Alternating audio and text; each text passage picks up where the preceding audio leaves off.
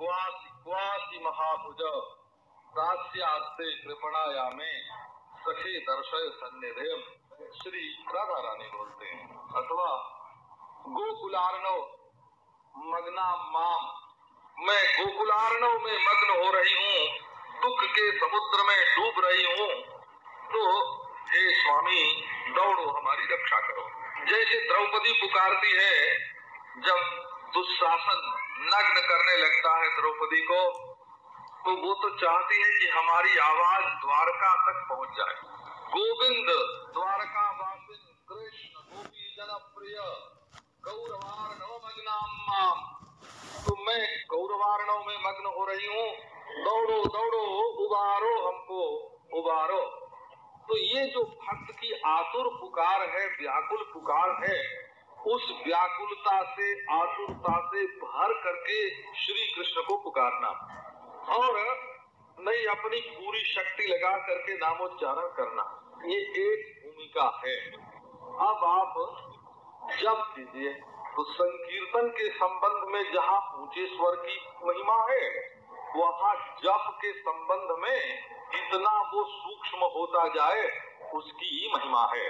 मनुस्मृति में ऐसा वर्णन आया कि उपांशु स्यात् सतगुणः विधि यज्ञात् जप यज्ञः विशिष्टः शतभिर्गुणैः। विधि यज्ञ की अपेक्षा ये जो जप यज्ञ है वो 100 गुना विशिष्ट है, और उसमें भी वाणी की अपेक्षा उपांशु जप जो है, उपांशु जप का अर्थ है दूसरा कोई न सुने, हम सुने, हम ही केवल सुन सके, ऐसा जो जप है वो 100 गुना है। तो एक होता है संकीर्तन, वो दूसरी वस्तु है, और एक होता है जप, वो दूसरी वस्तु है। अच्छा, ये विधि यज्ञ है, अनुग्रह यज्ञ है संकीर्तन, और विधि यज्ञ है जप, और श्वास के साथ है योग यज्ञ, बोला उससे एकाग्रता आवेगी।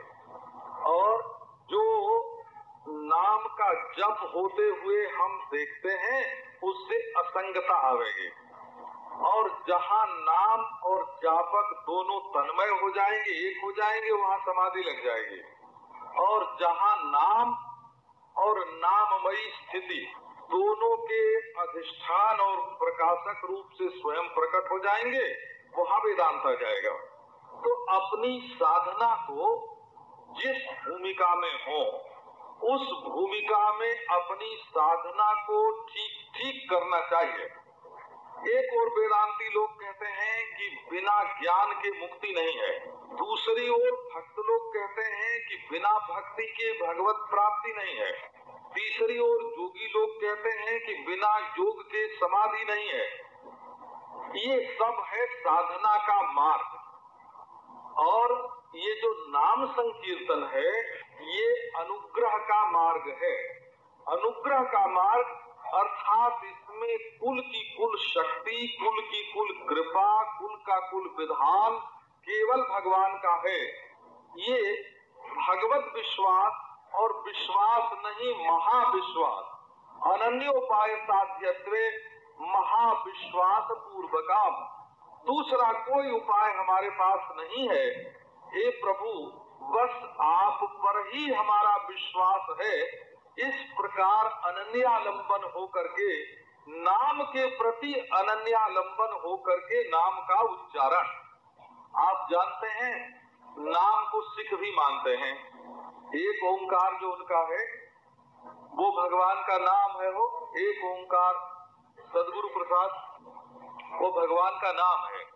ओंकार को जैन भी मानते हैं, ओम को बौद्ध भी मानते हैं भगवान के नाम को, और जितने संत मत हैं वे सब के सब भगवान के नाम को किसी न किसी रूप में नाम को स्वीकार करते हैं, क्या द्वैती और क्या अद्वैती। इसमें बिल्कुल सिद्धांत का भेद ही नहीं है।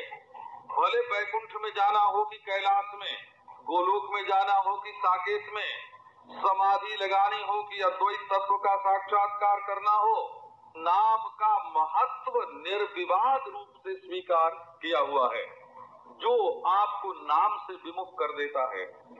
आप महाराज सत्संगी हैं तो थोड़ा सा विचार रखिए कि आपको कौन देता है श्रद्धा, कौन देता है विश्वास, कौन देता है प्रीति, और कौन आपके हृदय में बैठी हुई साधना को उखाड़ फेंकता है और आपके हृदय में संशय उत्पन्न करके संशयात्मा विनश्यति के स्थान पर पहुंचा देता है।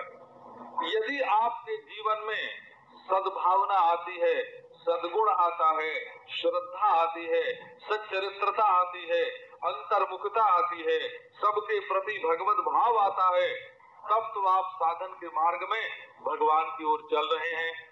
और यदि कोई इसको उखाड़ करके फेंकता है तो आप बिल्कुल निरालंब हो जाएंगे। इसलिए आप भगवान के नाम की ओर थोड़ा ध्यान दीजिए। आप देखिए, आपको कभी भगवान मिले कि नहीं मिले, थोड़ा विचार कीजिए। यदि आपको अब तक भगवान मिल जाते तो आपकी ये स्थिति नहीं रहती। आपको भगवत प्राप्ति हो गई है, बहुत बढ़िया, और नहीं हुई है तो ये